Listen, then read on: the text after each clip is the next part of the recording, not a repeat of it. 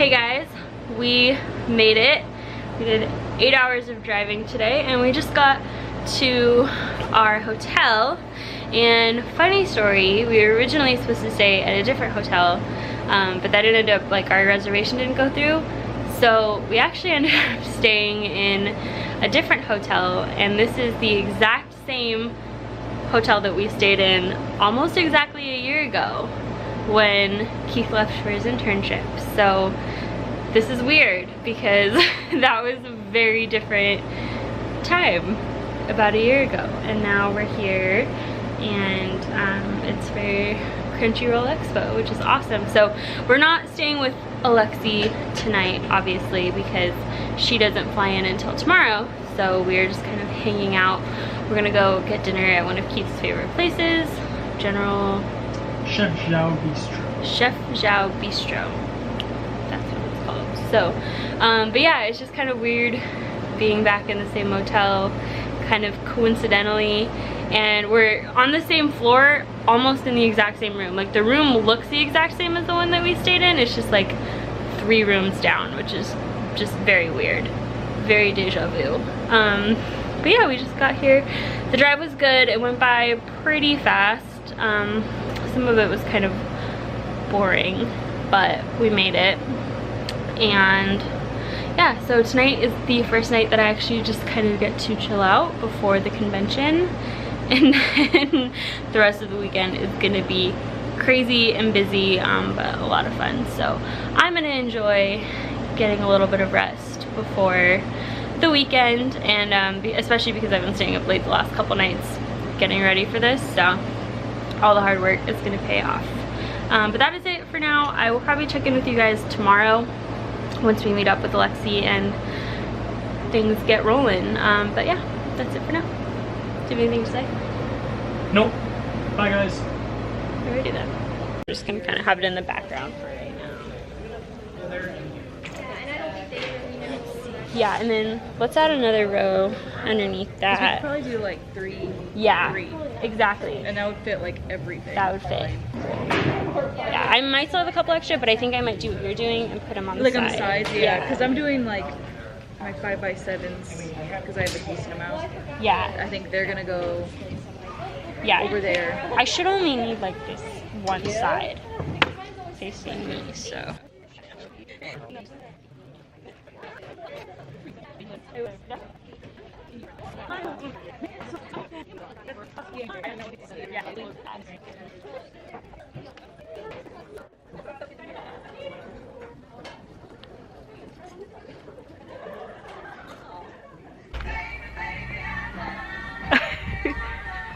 We're home.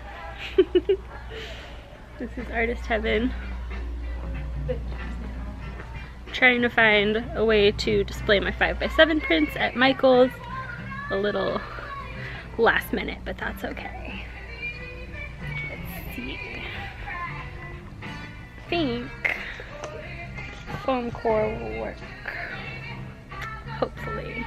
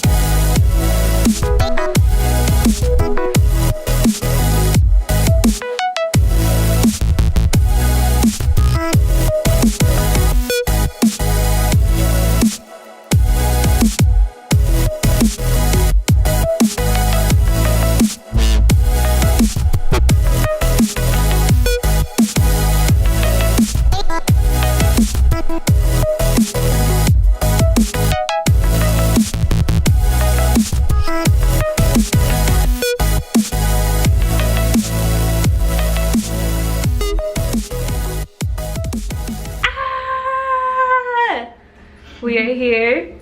Alexe's here. We are ready for day 1 of Crunchyroll. This is the look for the day. We just ordered our Uber, so we're gonna get ready to head over to the convention center and meet up the boys who are up bright and early today getting tickets. So we're just kind of, we got to hang out and get ready all day, which was nice. Do you want to say hi? No.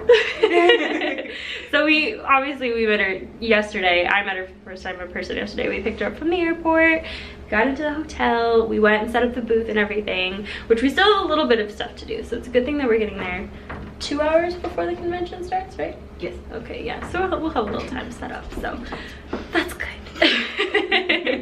Are you excited? Yeah, I'm excited. Yay! I'm so excited too. So we will see you guys at the convention.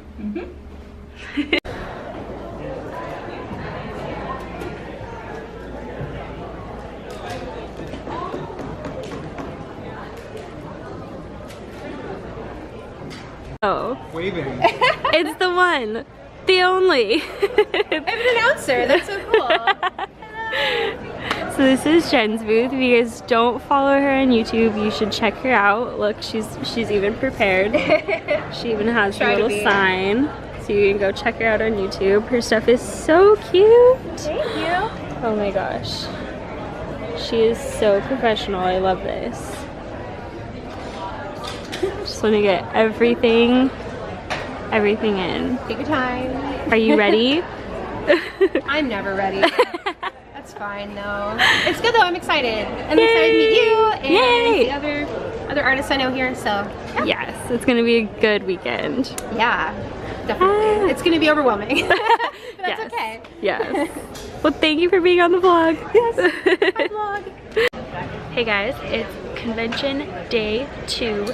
I think they're completely sold out today. There's supposed to be a ton of people here, so I don't know. I don't really know what to expect. I don't think anybody really knows what to expect. So hopefully. I also got tickets to see Butch Hartman today. Keith's chilling out down here in his little timeout spot. Hi guys, I'm hiding. He's hiding. He's just sitting behind the booth to hand me stuff. Helping out. So yeah, we open in about 5 minutes, you said? 5 minutes. We'll see what today brings. Yesterday was fun. It was kind of a usual Friday pace, you know, people mostly just kind of walking around. People with 3-day passes don't normally buy on Friday, and people with Friday only passes had a lot to see in very little time. So I don't know guys, it's the main day. We will see how it goes. Alexe's over here working away on a commission. So it's been pretty good so far. But yeah, that's it for now.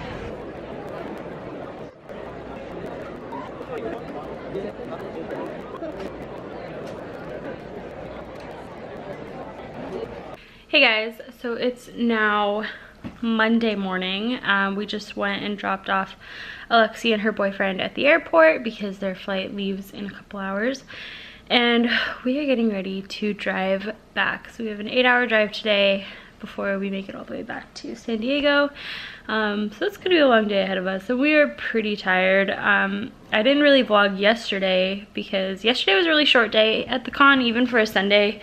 It was only 6 hours, so it went by pretty fast.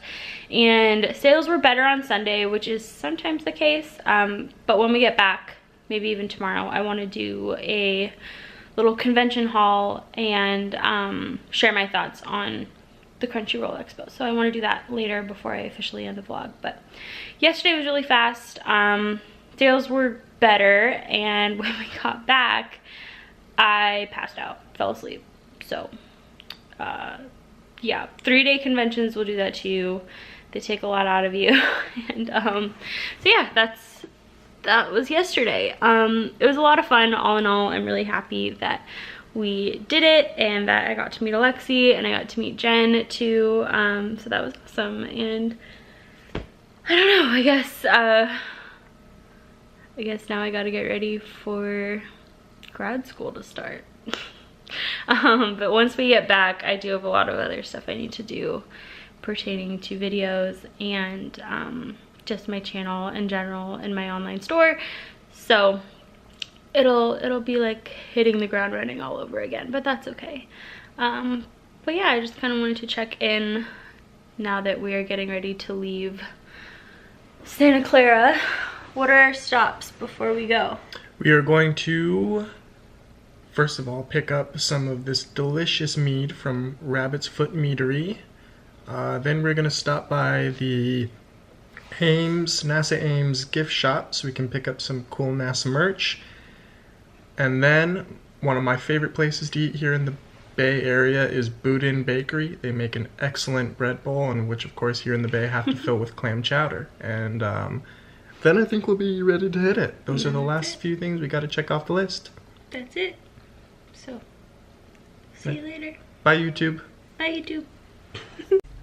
Okay guys, it is Tuesday and I am about to actually film another video, but I wanted to end off the vlog first. So I'm just going to kind of recap the weekend really quickly, and then I wanted to do a little bit of a haul and then just sort of a little update on Artist Alleys and what I've learned from them and that kind of stuff in general. So I don't even know how good of a job I did in the beginning of the vlog introing like what we were doing or where we were at, but I was at Crunchyroll Expo for the past 3 days in Santa Clara, California. It was actually a little longer than 3 days, but the convention itself was 3 days. So we got there Wednesday, we set up Thursday, the convention was Friday, Saturday, Sunday, and then we drove back Monday, which was yesterday. So we're back in San Diego now. But this was the first year for Crunchyroll Expo, so I did definitely kind of want to come on here and break down some of the things that I thought they did really well and some things that I think that they could improve on in the future, and then just overall some things that I learned from doing not only my first anime convention but just my first big convention.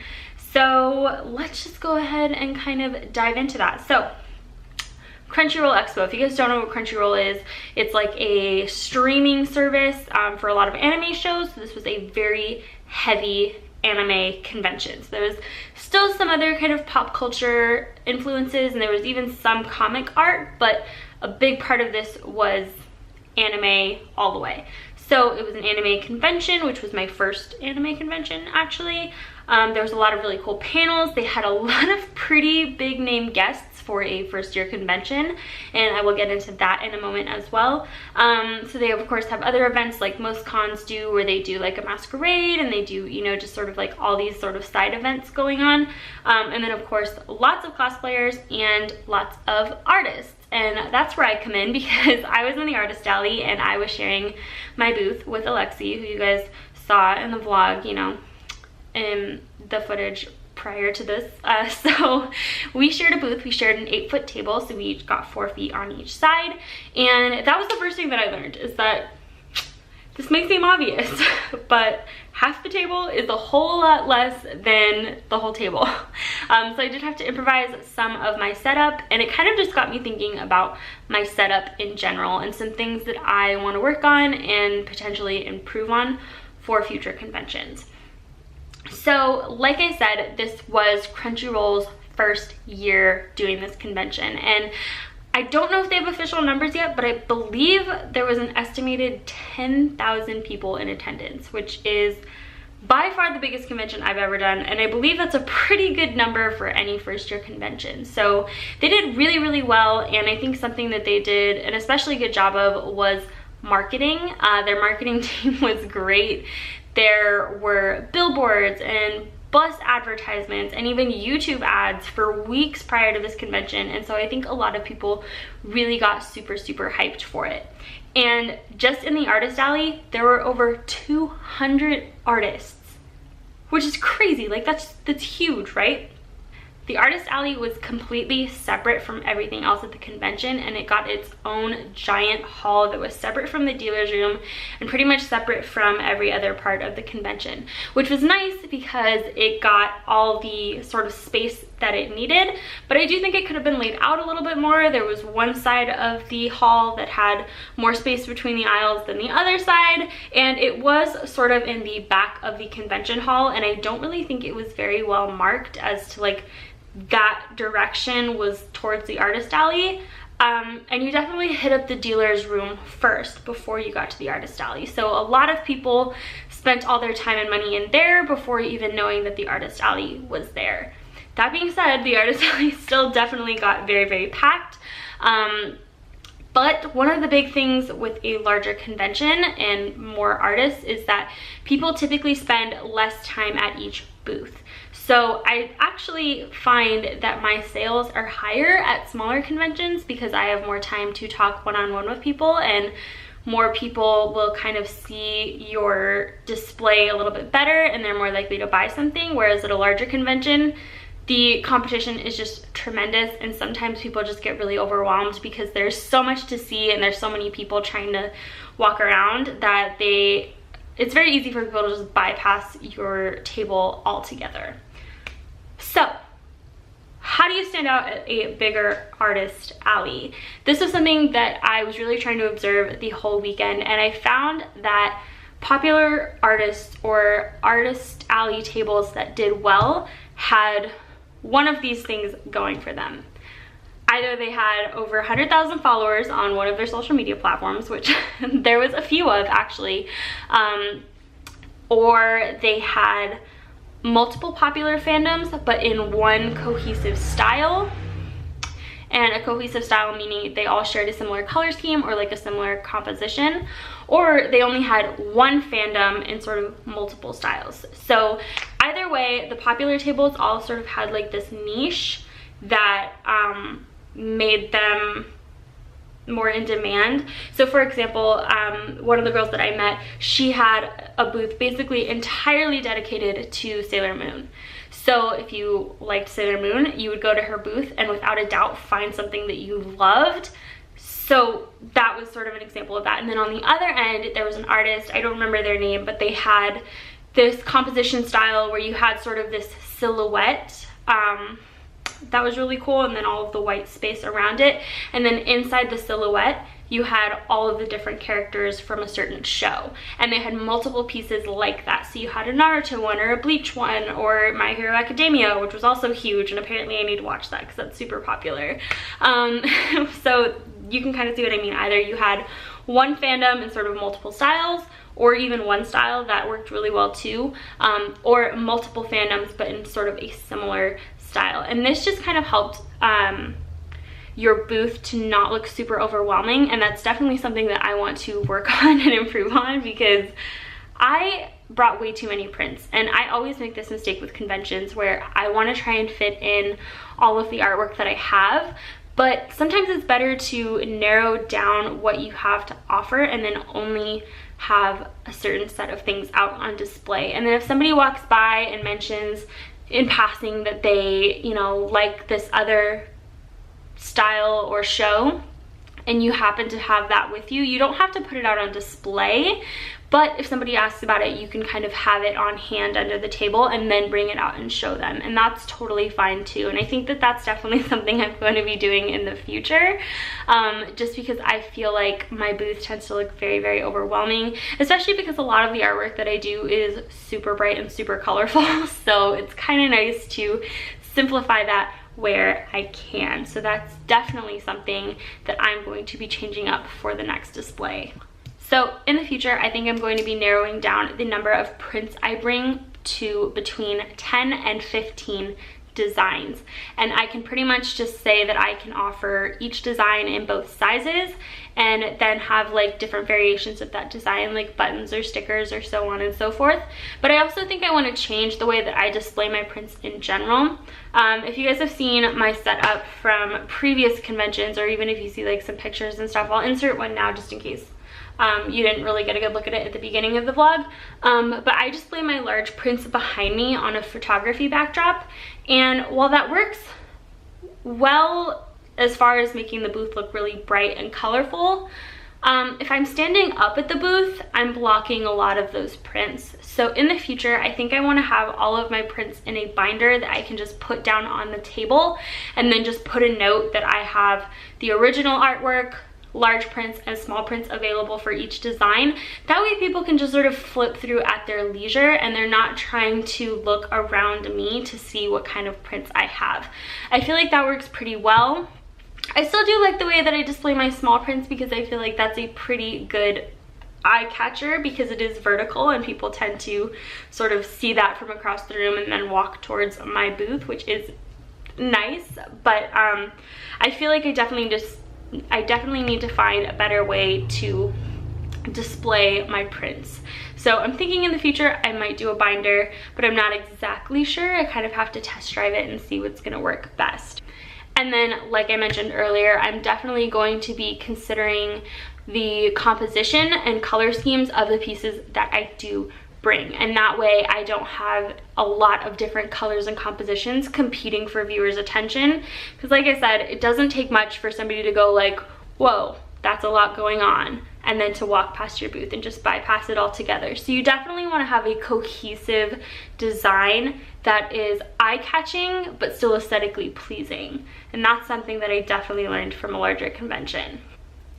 Another thing that I want to improve on is how I display my smaller items, because smaller items, for me at least in my experience, sell really well at a larger convention, because like I said, you're competing with a lot more artists at a larger convention, because people are more likely to buy more smaller items from more booths than they are larger items. So in my opinion, I feel like the smaller items are a good thing to have. So I kind of want to find a more permanent display for my button designs and my sticker designs.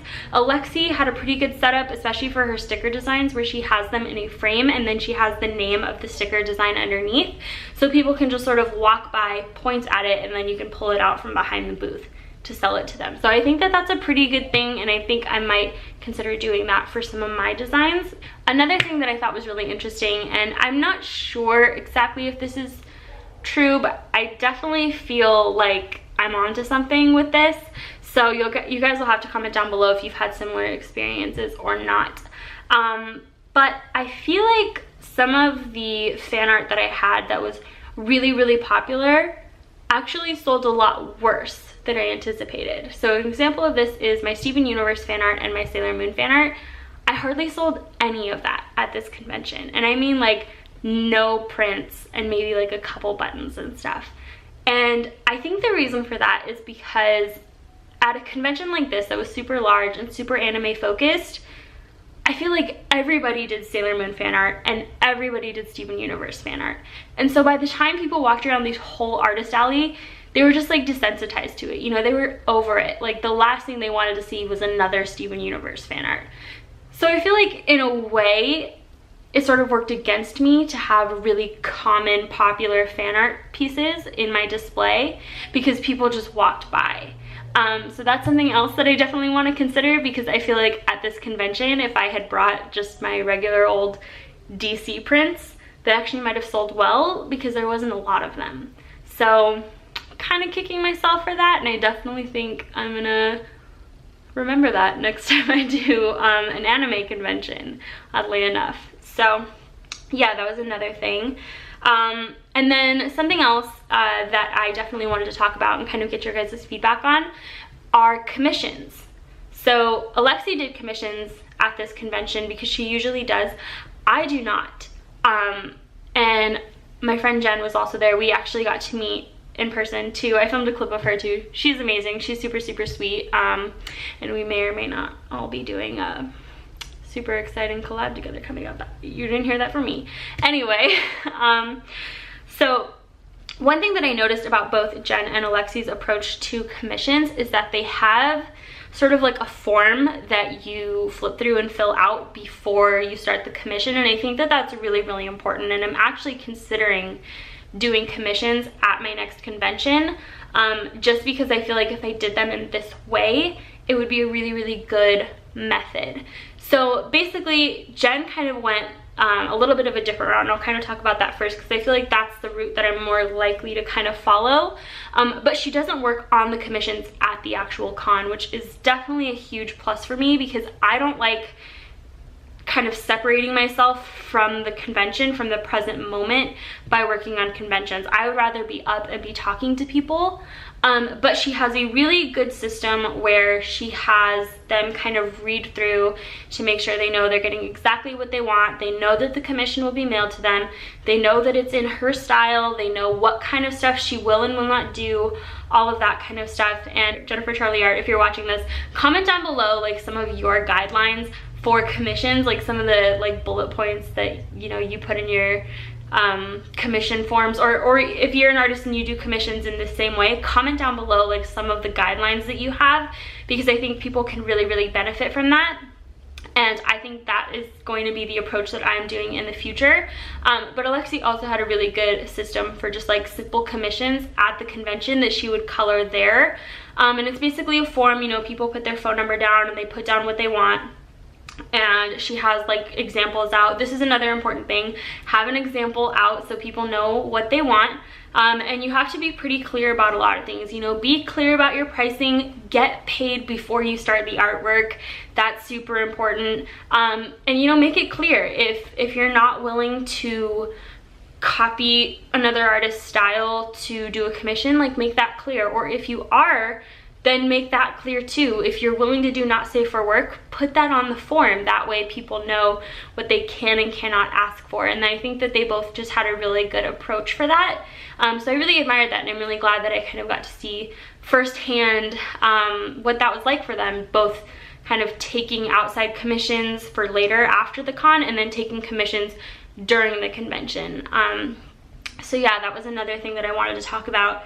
And the last sort of thing that I learned from doing this convention is just something that I feel like just needs to be talked about. Like, I'm gonna be a little salty, but Overwatch. Okay, guys. I know a lot of you out there are fans of Overwatch. I don't blame you, okay? But there is a lot of freaking Overwatch fan art out there, right? I mean, I'm desensitized to it at this point because I see it 500 times a day. At least that's what it feels like. And recently, Blizzard actually put out an announcement saying that they did not allow fan art of their characters, of their intellectual property, to be sold at things like artist alleys and, you know, people's online stores and their Redbubbles. It is, you're not allowed to sell Blizzard's intellectual property, which includes the Overwatch characters, at artist alleys. And I'm pretty sure they did that just because Blizzard now has a harder time selling their own merch, because there's just a plethora of Overwatch merch available because of all the fan art. So one thing to be aware of, I mean, pretty much anytime you do a convention, right, you are taking on the risk of somebody telling you to take down fan art. Some fandoms or some property owners are more likely to do it than others. Marvel and DC don't really seem to care that much, pretty much because they're so large and it's pretty unavoidable for fan art not to get out there somehow. Disney can be kind of touch and go. I feel like I've heard that Hellboy is really touchy with that. And Be a Puppy Cat is a little bit touchy with that as well. So it's just something to be aware of. But if you are asked to take down some of your fan art at a convention, you don't want to have to be taking down your entire display. Now, some of the displays that I walked by at this artist alley, very talented artists, but all Overwatch fan art. That's all it was, all Overwatch. And I kept thinking, oh my gosh, if Crunchyroll comes in and says Blizzard does not allow fan art to be sold at artist alleys, then your booth is down and you've already paid for it and you have to take down everything. So that's just something to be aware of, and something to look into maybe before you attend a convention and work really hard making all this artwork for it and then have to take it down. That's something to note. Another thing that's a good idea is to research the kind of guests and events that are going to be at that convention. Had I known that Butch Hartman was going to be at this convention, I might have done some Danny Phantom or Fairly Odd Parents fan art, because, you know, he's drawing people into the convention, so obviously fans of Butch Hartman are gonna be there and they might buy fan art. So that's another thing that you can sort of think about, but this is already getting really lengthy. Really quickly, I just kind of want to go over the last couple things that I think Crunchyroll did well and they could improve on before we get into the haul. And then I'm going to wrap up this video. I'm going to try and be really fast, okay? So, I think Crunchyroll did a lot of things right. I mentioned that their marketing was really good. The convention center was awesome. Everybody was really on the ball. It was easy to check in, get set up, and all of that. Some things that I think they could improve on, I think they could do a better job kind of highlighting the artist alley, or if it's not the kind of convention that they're trying to pull a lot of artists into, then maybe make the booth prices lower because I don't think a lot of people in the artist alley made back the cost of their booths. I barely squeaked in, like I barely broke even, which is fine. That wasn't the main pull of this convention for me. I got to meet Alexe and I got to meet Jennifer.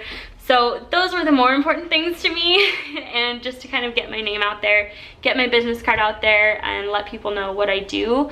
But it would have been nice to get a little bit of profit as well. So that's just one thing, you know, if it's not the kind of convention where the artist alley is the main focus, then I think the booth prices need to be a little bit lower. They also need to make sure that the booths in the artist alley are evenly spaced, because that made it really suck for one half of the artist alley because it was a lot more cramped and people kind of spent a lot less time on that side. And maybe for the bigger artists that they're advertising as guests on their website, maybe have them all in like one row and one section. That way it's easier for everybody else to kind of feel noticed, you know? They don't feel like if the one big artist in their row is pulling all of the guests or all the attendees to their booth. And that's not to say, like, I got to meet some really, really cool artists there, and some of them were really large and amazing and sweet. And I don't think that that's ever their intention to like pull all of the attention towards them, but it's bound to happen. And I don't think that like they should separate artists based on like their number of followers or anything, but I do think that maybe if you're over a certain threshold, they should kind of keep you all in one row or one place. That way, you know where to go if you want to find the large artists. But if you're just kind of wandering around through the rest of the artist alley, you're not having to fight through the crowd hovering around the large artists' booths. That's just kind of my thought. I don't know, you guys will have to let me know what you think about that. But that's it. I've talked on for way too long about sort of what I've learned from this convention. So let me get into some of the artwork that we picked up. So obviously, like always, I picked up a lot of business cards. I've already stalked these people online, but I like to keep them on hand just in case I ever like, you know, if somebody asks me like, oh, do you do this fan art? I can say no, but I know a cool artist that does, and you know, I can kind of refer them to other people. So let me quickly kind of talk about the guest stuff that we did. Keith's a really big Mythbusters fan, and we found out like a couple days before the convention that Adam Savage was gonna be there. So he got a ticket to see Adam Savage, and he got him to sign this picture of him, and this is actually armor that he built, so that was really cool. Keith kind of got to meet a childhood hero. He also met the voice actress of Winry from Full Metal Alchemist and a couple of other shows, so she had these there that she signed. Caitlin Glass is her name. He said she was really nice and really sweet. I got to meet Butch Hartman, which was really cool. He made all of the cartoons that I watched growing up as a kid, and now he has a YouTube channel actually, and it's an amazing YouTube channel. You guys should definitely go check him out. He feels like such a dad of like the YouTube art community, and I don't mean dad in like a daddy kind of way. I just mean dad as in like a father figure. Like he just seems like, I don't know, really humble, but he has a lot of experience, and he's a really cool guy. Super nice in person. He did an Adam West tribute video not too long ago, right after Adam West had passed, and I had done these Adam West stickers, so I actually gave one to him and then had him sign the other one. So that was kind of cool and kind of special, so I got that from him.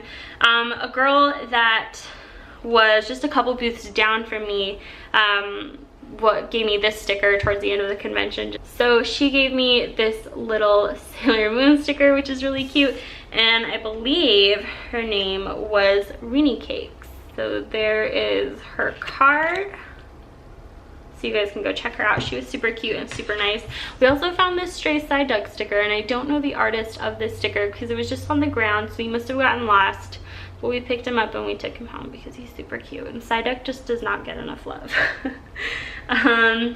Okay, oh, so this was the girl that had the Sailor Moon booth, and we actually did a swap because obviously her favorite's Usagi.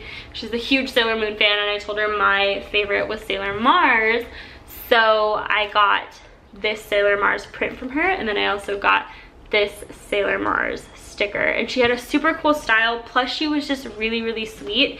And her name was Lunar Rabbit Designs, and I'm gonna try and find like all the links and stuff to their stores and stuff, and I'll link them down below with like, you know, Sailor Mars print, and then I'll link to like the artist and her sites and stuff, because she was super sweet. I got some stickers, which I was really excited about. This guy had a bunch of really cool stickers. So I got this Star Wars sheet with BB-8, R2-D2, and C-3PO. And then I got my little boy Totodile, because he's my favorite Pokemon, and he's so, so cute. Oh, this artist, Salmonella Fish on Instagram, she has quite a big following, and so it was really, really cool to like see her. I actually didn't know anything about her artwork prior to this convention, so I kind of discovered her for the first time. And she was actually walking around the artist alley, and so she like stopped by my booth and we talked, and she's really sweet. I mean, so like humble and like soft-spoken and just super nice. So I believe this is an original of hers, and we had her sign it as well. So she was super awesome, and really, really happy I got to meet her. I got this Yuri on Ice print, not because I haven't even watched Yuri on Ice yet, so I can't even say like whether or not I'm a fan, but this is beautiful. So this is one of the only other traditional artists at this convention, and this watercolor piece just really, really spoke to me. I love the lighting, I love the colors. I mean, it's so cute. So I had to go pick this up, and I can't remember the artist name off the top of my head, but I will have it linked down below, so you can go check them out, because I love this. The detail is just so stunning. Then I got some prints from this girl. I believe her name is Michelle Stafford, but again, check the links down below just to be sure. And I really wanted these two foiled prints. I'll show you one at a time, that way it's a little bit easier. I love this one with the bird cage. The details are just so nice, and I believe these are traditional as well. There were not a lot of traditional artists there, so it was nice to see some traditional friends in there as well. And the foil on these are just really beautiful. And then I got this one as well, so that was cool. I believe this is from the same artist, but I'm not totally sure. But this Midna print was super cool. They also had it in a large size with the foil, which is what makes me think it's the same artist, but it might not be. I'm not totally sure. But Keith picked this one up, and it's so beautiful, so cute. And then I guess this is the last one. Keith picked this one up, and it's a Princess Mononoke print. I thought that this one was really, really pretty. And okay, so this is another thing that I want to quickly mention before we end the video. Something I was not previously aware of at conventions is that there are people that will just take an image, like a screenshot image from a show, pull it into Photoshop, basically paint over it and throw paint splatters on it and sell them as prints. And some ways, I'm not saying that this is one, because we kind of looked into that once we kind of found out that this was a thing and that people were doing that. We were kind of skeptical, but this is not. This is an original concept, or, you know, it's fan art, but it's not blatantly a ripoff of like a Princess Mononoke screenshot or anything. But it's something to be wary of, because artists do that to just make a quick buck. Obviously, they don't really care about the artwork or the passion for it or anything like that. They're just trying to do what sells. So just be wary of that. If you see like just really basic artwork with paint splatters, that is a red flag that should go off in your head that it might be like plagiarized. And another thing is that they usually won't have business cards out, because obviously they don't want it going back to them that they're using plagiarized images. So just something to be aware of, guys. That was not something I had been familiar with, but also, you know, I'm still pretty new to conventions at the end of it all. So something that I wanted to pass on to you guys and let you know, give you a little warning and a heads up about that. And on a final note, I am now a member of the Artist Alley International group on Facebook, which is something that I highly recommend if you do conventions, because so far it has been awesome. It seems like a really, really cool community and a good way to kind of stay in the loop about conventions in your area and different things like how to make merch, how to get, you know, what printing services are good, all that kind of stuff too. So I highly recommend that. I will have that link down below as well. But this has been a super long ending to the vlog, so I apologize. But that's it. So thank you guys for watching this vlog. Hopefully you find it helpful. Comment down below what your favorite artwork was, and comment down below if you're doing any upcoming artist conventions, and if so, tell me where, because I really want to find more in my area. So yeah, all right, I will talk to you guys soon. Bye.